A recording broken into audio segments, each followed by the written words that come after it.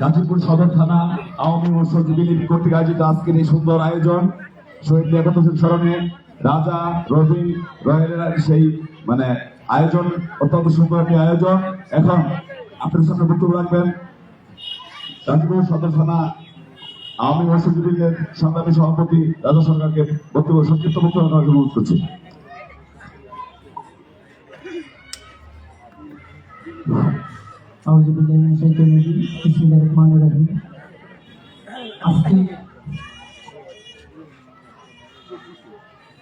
আজকে এই গাজীপুর সদর মেট্রো থানা আওয়ামী মৎস্যজীবী কর্তৃক আয়োজিত আজকে এই শোক সভায় উপস্থিত রয়েছেন গাজীপুর মহানগর শ্রমিক লীগের যুগ্ম আহ্বায়ক মাহফুজ ভাই,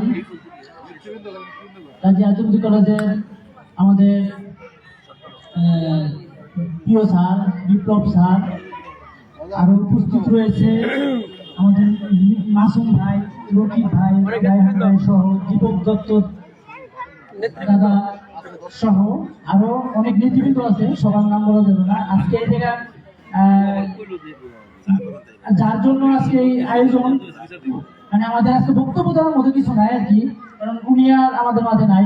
বিএনপি জামাত তারা 18 সালের নির্বাচনে আজকে এই 30 তারিখ 18 সালের নির্বাচনের 30 তারিখে আমার প্রান্তীয় বড় ভাই মাসুদ এরশাদ ভাইয়ের বড় ভাইকে কুপিয়ে হত্যা করেছে জামাত বিএনপি। এখনো আমাদের যে পুলিশ কর্মকর্তা আছে তারা এখনো তাদেরকে খোঁজাখুঁজি করতেছে, তারা এখনো পলাতক রয়েছে।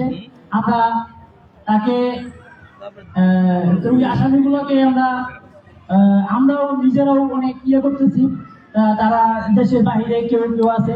কিছু কিছু আসামি আমাদের এই দেশে এখনো রয়েছে। আমাদের আওয়ামী লীগের কিছু নেতৃবৃন্দ তাদেরকে সতর্কতা রাখতেছে, কিন্তু আপনারা লেখক ভাই হিসাবে আপনারা হয়তো বলতে পারেন লেখক ভাই এমন একটি মানুষ ছিল যে গরিব দুঃখী মানুষের পাশে সবসময় দাঁড়াইতো। কোনো গরিব কোনো মেয়েদের বিয়ে না হলে ওই জায়গায় যে গরিব মানুষকে সহযোগিতা করতে হবে, সে নিজে থেকে তার অর্থ দিয়ে মানুষের পাশে দাঁড়াতো।